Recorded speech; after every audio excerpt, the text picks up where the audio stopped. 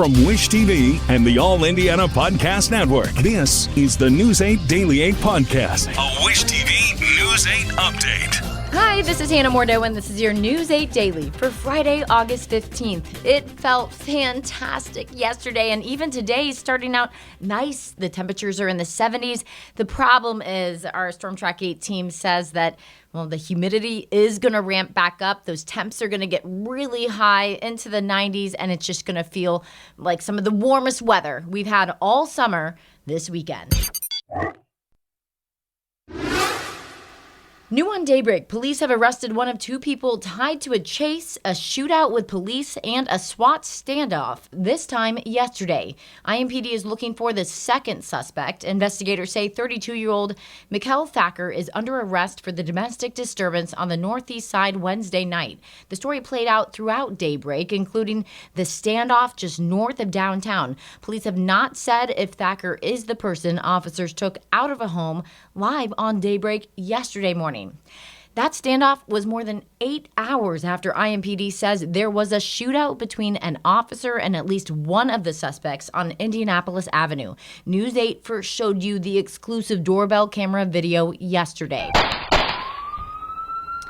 You can hear the gunshots and see two people run. Police have not given any details about the second person they're searching for. If you have any information, you are asked to call police or Crime Stoppers. Investigators say it appears someone intentionally hit a man with a car on the southwest side of Indianapolis, then got out and ran. It happened late yesterday morning on Troy Avenue. The victim died, so homicide detectives are now working the case. Authorities have not released his name or what led up to the hit and run. A volleyball club on the east side says it has fired an employee at the center of a now viral video. The video shows a vigilante sting operation. We're not showing him or naming him because prosecutors have not charged him with a crime. IT-Mate's Tim Spears digs into why such charges might never come. We're going to talk to 14-year-old boys like this anymore? A sting operation recorded for social media and a police officer who said there's nothing he can do. I have run into this before. Yeah. I will say our prosecutor will not touch this. It led to the employee being fired. The Academy Volleyball Club telling News 8 player safety is the Academy's highest priority. We take complaints of inappropriate activity seriously, fully investigate them, and take appropriate steps to remedy the situation. The video host claimed to have graphic sexual images and messages the employee sent to a 14-year-old. But this brand of vigilante justice can make a conviction less likely, according to former Marion County Deputy Prosecuting Attorney Matt Kubacki. The biggest issue, though, from a practical standpoint, is it really puts a huge roadblock and hindrance into the successful prosecution of these people. He says evidence in these citizen stings might not meet legal or ethical standards in court,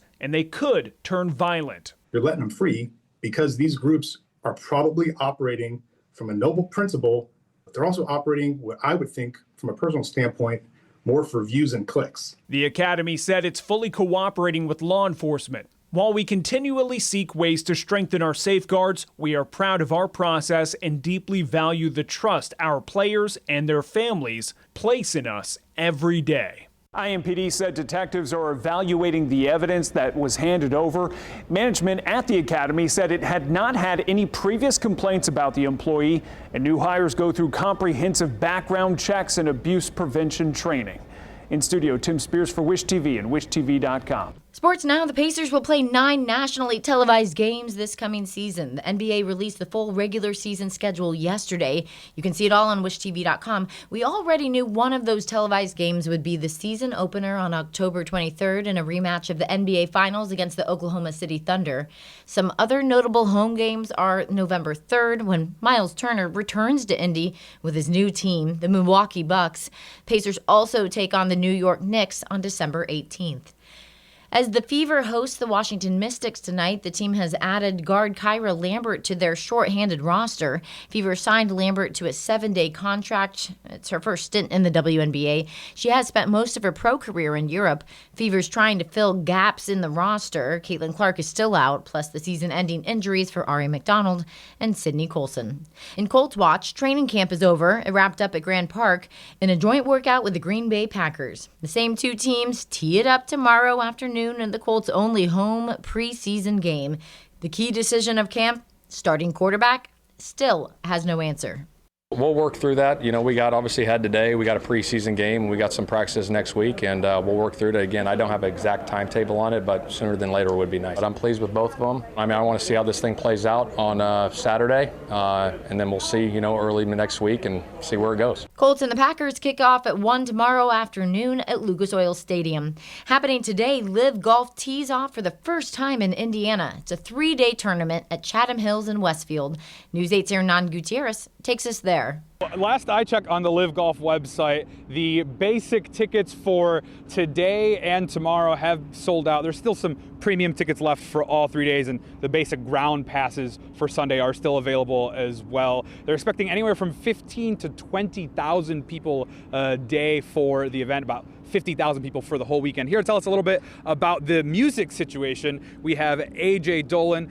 He's with LIV Golf. And AJ, I understand that you are kind of like the music sommelier for LIV Golf. You're in charge of putting together all of the playlists. What's it like to do that specifically for fans here in Indy? It's something that we take a lot of pride in, something that we really care a lot about. Integrating where we go in the region, whether it's the music, the art, the food, the culture, bringing LIV Golf to life to Indianapolis and showcasing also what they have to offer is something that we really we care about. So whether it's the Elms or John Mellencamp, a couple of those local artists you'll hear throughout our playlist, along with a lot of other artists and music that kind of can inspire fan energy and bring a new movement into golf.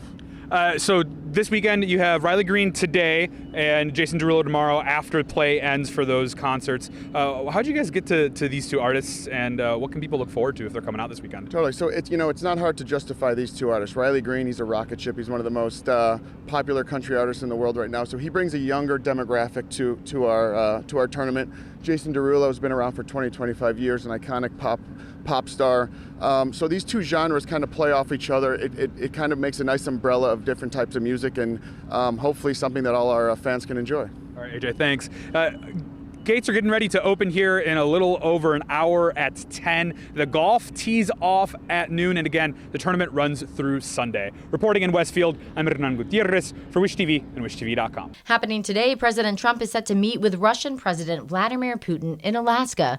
Trump says the goal is to end Russia's war with Ukraine. He did not invite Ukraine's President Volodymyr Zelensky to the meeting. The White House has dismissed suggestions that Trump's meeting with Putin on American soil is a win for the Russian leader. Earlier this week, Trump told Zelensky and European leaders that he would pursue a ceasefire during those talks with Putin. California's governor is launching his congressional redistricting plan.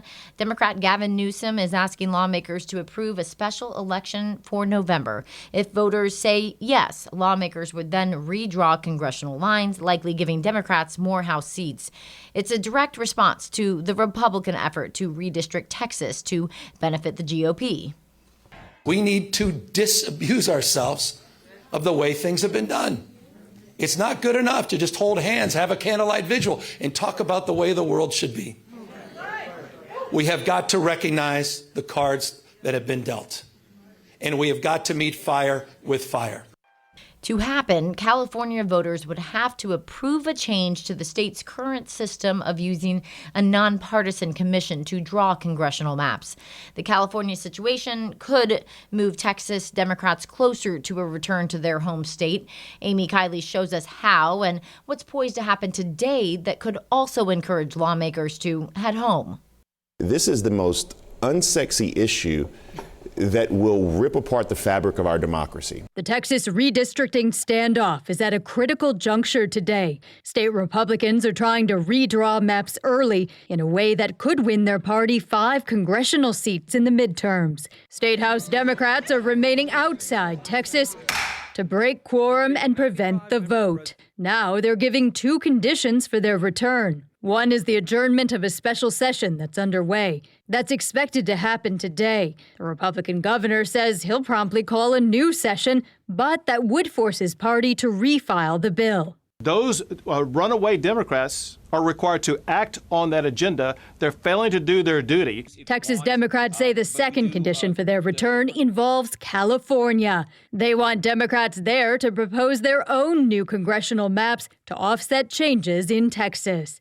The California legislature is expected to consider the issue next week. We're putting the maps on the ballot, and we're giving the power to the people. Democrats say they're fighting so that more voters have a voice. They're trying to fix these maps to predetermine the outcome of the 2026 elections in favor of a Republican majority. Critics contend that argument is now hypocritical. Let me summarize Gavin Newsom's speech today. Gerrymandering is evil. Please vote for my gerrymandering. I'm Amy Kiley for Wish TV, wishtv.com. Let's go to Jane King now with your business headlines. She starts with mortgage rates. Mortgage rates are fallen to the lowest level this year. The average rate on the standard 30-year fixed mortgage declined to 6.58%, according to Freddie Mac. So we haven't been that low since October. The housing market has been stuck in a rut now for a third year.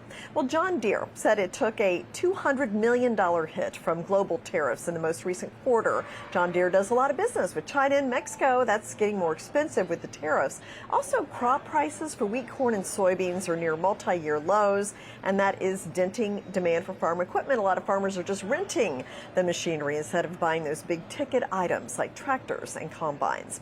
Well, packing a school lunch will pay more for the standard fare this year due to food inflation and tariffs. A report from Deloitte says although school-provided lunches are generally less expensive than lunches from home, those costs are rising too.